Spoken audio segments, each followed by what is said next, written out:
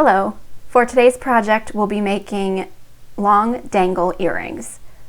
You'll need 2 pairs of bent nose pliers, earring studs with rings at the bottom, 2 jump rings, 2 tube ends, and 2 pieces of 3-inch chain. This is our diamond cut chain.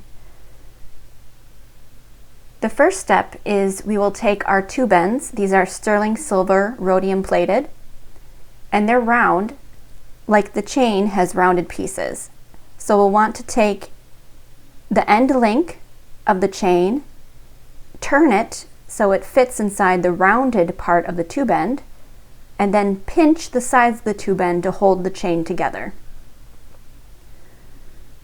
Again, we'll repeat that with the other strand of chain and the tube end. So we'll just insert the chain and then turn it so it fits nicely inside the tube end, and then use our pliers just to squeeze it onto the chain, making sure that it's tight and the chain won't come off. Next, we'll take our 20 gauge 4mm jump rings. These are rhodium plated sterling silver. And we'll take both of our pliers and pry it open.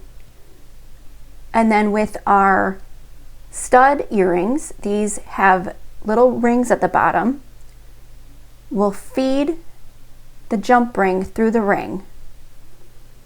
And then we will feed the tube end of the chain onto the jump ring.